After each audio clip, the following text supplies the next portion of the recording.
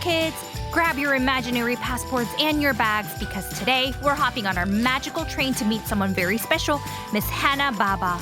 She's an award-winning journalist and storyteller who brings magical tales from Sudan to life in her podcast, Folk Tales from Sudan. She's going to share with us how her family celebrates Sudanese weddings with colorful clothes, joyful music, and special traditions. Hello. My name is Asher and I'm your host along with my mom, Kristen. Before we get started on our episode, we want to say thank you to Archer for leaving us a 5-star review. They said, we found this podcast in the Yodel Club collection. My son Archer loves the Culture Kids podcast. He's hoping for an episode about Minecraft. That is the best idea. I love Minecraft. I have played a couple of times, and I know a lot about it. Thank you so much, Archer, for your review and for the great idea. Asher does love learning about Minecraft. Grown-ups, if you haven't done so already, please leave us a 5-star rating on Apple or Spotify so that more families around the world can join our mission. If you'd like to support the work we do at Culture Kids, you can also visit our website and click on support to make a contribution. We are a grassroots nonprofit organization with a big mission, so any amount, big or small, will help us keep our culture train chugging along. Thank you very much. We also want to give a big thank you to Ms Hana Baba and her team at the podcast Folk Tales from Sudan, as well as musicians Rami El-Bagir and Khalid El-Mahi for generously allowing us to share their beautiful music in this episode. Okay, Culture Kids, we're taking a quick ride to San Francisco, where Ms Hana works as an important journalist. But before our train arrives, let's journey through our imaginations to Sudan, a beautiful and diverse country in Northeast Africa, rich with culture and traditions passed down through generations. Sudan shares borders with several countries, including Egypt to the north and Ethiopia to the east. The north is dominated by the Sahara Desert, while the south features savannas and swamplands. The White Nile and Blue Nile rivers meet in Khartoum, Sudan's capital, forming the Nile River, which flows north into Egypt. Sudan is home to lots of important animals, including lions, leopards, cheetahs, elephants, giraffes, and many more. Well, I'm sure Ms Hana will be sharing a lot more, but for now, our culture train is here to whisk us away. Let's go visit Ms Hana and learn more about Sudan and celebrate the beautiful people. Are you ready, Culture Kids? All aboard! Let's go!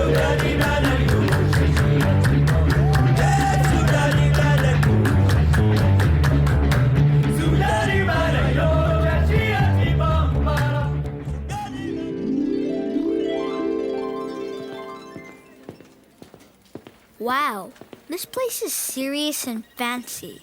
Ms Hana works as a journalist, meaning she gathers and shares news and stories with people. Cool. Is this her office? Can I knock? Go ahead. Hey, it's Zeyacomb. Hi, Kristen. Hi, Asher. Hey, Culture Kids. Tfaddaloo. Come in. Thank you for having us. Ooh, this is like a podcast studio. There's microphones and stuff. Yeah, I get to interview a lot of interesting people for my job. Who did you interview today? I just got done with an amazing interview with a man who biked 545 miles from San Francisco to Los Angeles. That is quite a trip. For those of us who are meeting you for the first time, could you tell us more about yourself? Sure, my name is Hana Baba, and I am a radio journalist. And I'm also a podcaster of a podcast called Folk Tales from Sudan. And it tells fairy tales from Sudan for kids and families. We listen to it and love it. Is it because your family is from Sudan? My family is from Sudan, but I grew up here in the United States. And we noticed that you spoke in a different language when you greeted us earlier. What languages do people speak in Sudan? Well, Sudan is a very diverse country. There are more than 500 tribes, and they speak more than 400 different languages. 400 languages?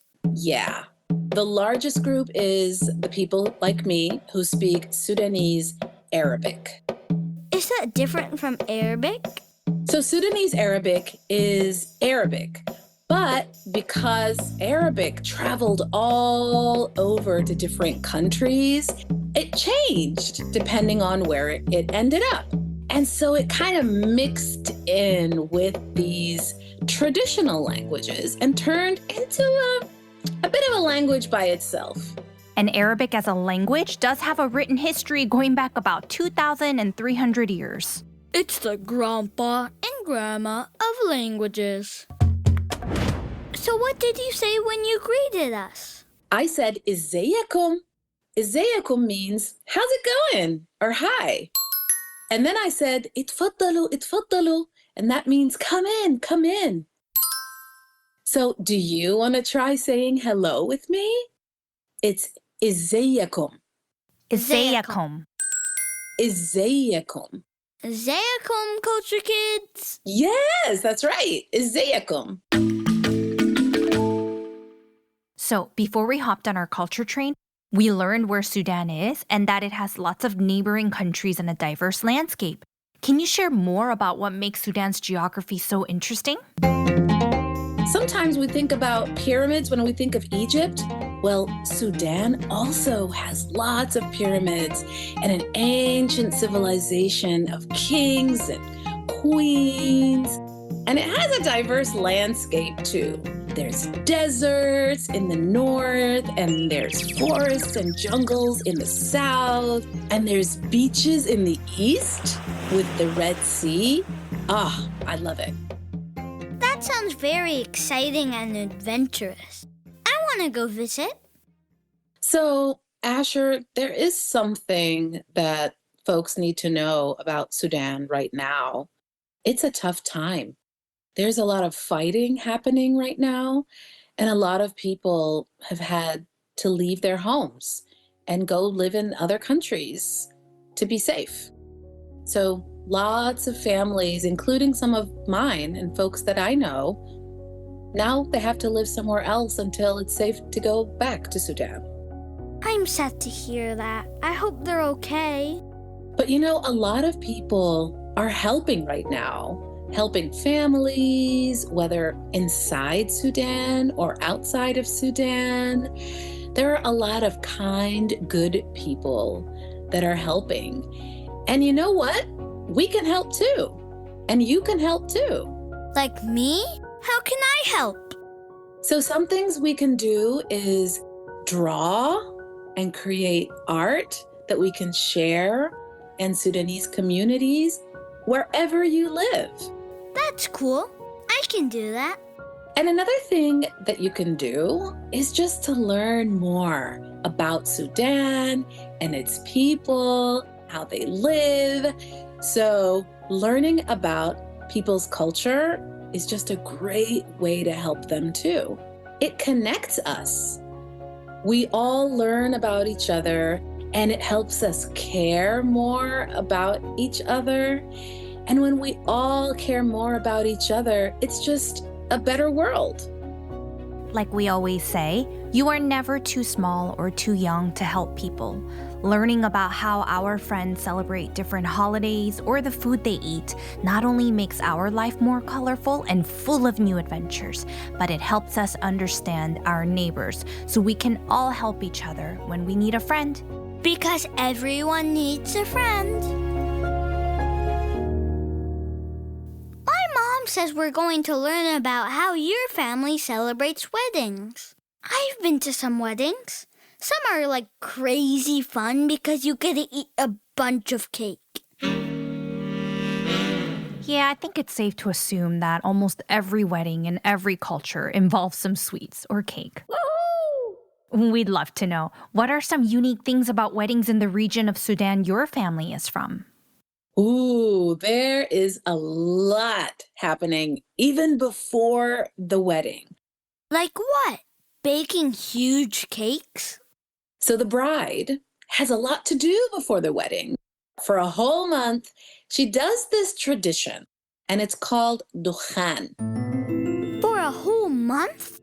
That's right, 40 days that bride is in the house And the family women, they bring her clothes and shoes and jewelry, especially gold. Gold is really important there.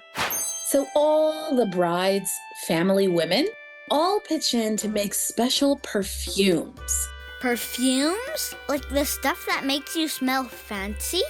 Yep, and they're made from natural ingredients that smell really good, like spices, cloves, cinnamon, a wood called sandalwood, and even a special cherry seed called mahlab. Can you say that? Mahlab. Mahlab. Right. I know that H sound in the middle of the word is hard for some people in Arabic. It's mahlab. Mahlab. You got it. And they grind up all these ingredients and cook them with sugar to create a sweet perfume as a gift for the bride. That perfume lasts for years. I still have mine from my wedding 23 years ago. That is wonderful. So every bride has their own unique smell that her family has contributed to making together. Yeah, it's your perfume made specially for you forever. I want them to make me a chocolate cookie smelling perfume. That would be my scent, please. I can't believe how festive everything is just leading up to the wedding. I can only imagine how fun and exciting the actual day must be. Could you share some of your favorite traditions that happen on the wedding day? There's this big bus, and all the groom's family and friends get on this bus, and the women are like drumming, and the men are singing songs. And these are special songs that praise the groom. Praise the groom? Like, you're awesome. He's the nicest and coolest. Like that? What does that mean? So that means they're talking about the groom. They're talking about their son. My son is the best, or like my cousin. So they're really hyping up the groom. And inside this bus also, they're taking candy and they're throwing candy on each other, spraying perfume all over the bus. So candy to wish them a sweet life, and perfume to wish them a fragrant life. Wait, like delicious candies you eat? Wow, this might even be better than Halloween. Can kids be on the bus too? Yes, kids are in that bus. So the grown-ups take handfuls of candy and they throw them up in the air, and you catch the candy, and then it's yours. Wow, that's like a giant piñata. I want to be on that bus. Yeah, it's like a piñata. I love that. So the party bus then reaches the bride's house, and the bride's family is waiting for them outside to welcome them. And they're singing their own songs too. Let me guess. They're singing cool songs about the bride. She's cool. She's awesome. She's nice. Exactly. They're singing about the bride, how beautiful she is, how such a good person she is. Each family is singing for their person that they love so much. It's so fun to see that. One big thing that happens through all these festivities is something very, very important. What is it? More candies? It's a special sound of celebration that the women make with their mouths called Zagaroota. Zagaroota. Zagaroota. Yeah! Want to hear it? Yes, please.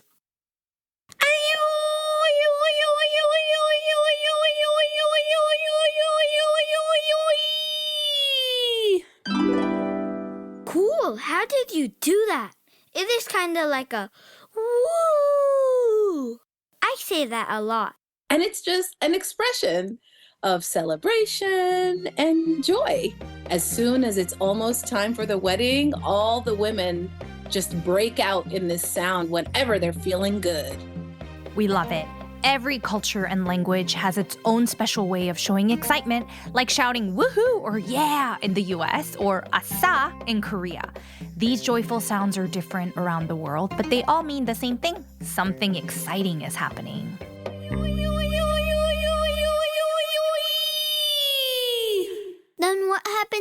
after. Is it time for the ceremony? Yep, it's called the Jirtig. Ooh, the Jirtig. The Jirtig. And that's our traditional wedding ceremony that's ancient. It has 7 parts to it. Like what? One of them I think you'll like involves candy. Yeah, I knew it. Candy again. Woohoo! The bride and the groom are sitting next to each other, and the bride is given a handful of candy, and she pours it into the hands of the groom. And the groom pours it back into the hands of the bride. And they go back and forth 7 times. And what does this signify? And that signifies the 7 days of the week. And it means, may our lives be as sweet as this candy all 7 days of the week. These are such unique traditions I've never heard of. Ms Hana, what's your favorite part about these wedding traditions? So I love that so many of these traditions are ancient. Many of these traditions in the wedding come from all the way back to 40 BC and 50 BC. How many years ago was this? We're talking about 2,000 years ago. And over so many years, Sudan has become an incredibly diverse country with many groups of people living together. So what part of Sudan are these cool wedding traditions from? Today you got to hear what it's like at a wedding in northern Sudan. Weddings right now might be a little different because of the fighting that's happening in Sudan right now, but still, Sudanese people are strong and they find joy wherever they are. And so people continue being happy and joyful because it's important. I love talking about Sudan and Sudanese culture and all the different things that we do, the foods we eat, the music we listen to. It makes us feel celebrated, and I think we should all be celebrated. All our kids around the world. So I really loved being a part of Culture Kids. Thank you so much for taking the time to share the richness and beauty of Sudanese culture and for showing us the strength and moments of joy that people hold on to, even in tough times. I can't wait to tell my sister Arden about the candy throwing on the party bus. That's the spirit, Asher. Sharing and celebrating different cultures helps us all grow closer together and understand each other better. Thank you for sharing, Ms Hana.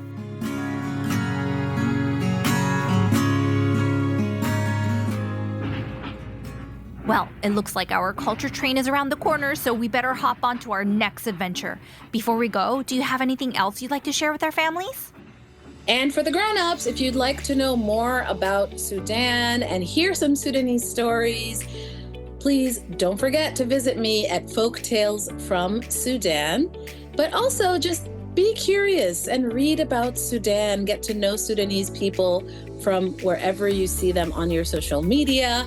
If you are in the San Francisco Bay Area, come see me July 19th. I'll be telling a very personal story about being from Sudan and a special migration that I'll be presenting. Okay, bye. Ma salama, Kristen. Ma salama, Asher. Ma salama, Culture Kids. And to our Culture Kids families, what do you think it will be like to be on a Sudanese party bus with your friends?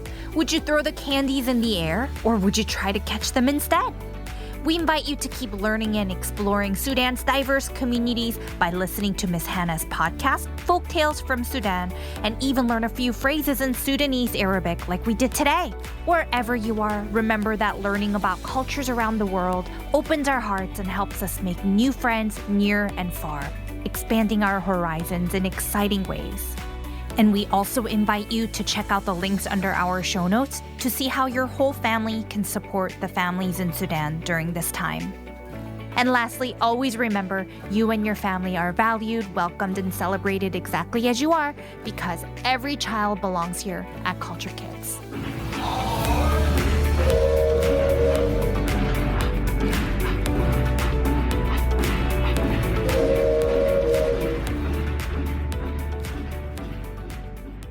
Joke time! Okay, you can go first. The shooting star didn't turn up to its own wedding. The shooting star didn't turn up to its own wedding? Shooting stars get married? Why? It couldn't comet. Get it? Like a shooting star, but like a comet. It couldn't like commit. Oh, commit. Because marriage is like a commitment. Commit. Okay, my turn. Did you hear about the phones that got married? No. Well, their reception was terrific. Huh?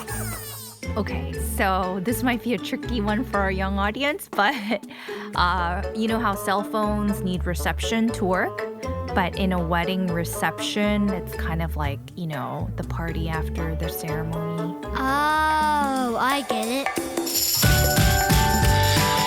Thanks for joining us today. We have episodes about narwhals, fruits around the world, and so many more trips booked on our culture train. Please tell everyone you love about our show, and don't forget to hit subscribe on all your platforms. Thank you so much, and see you next week. Bye-bye.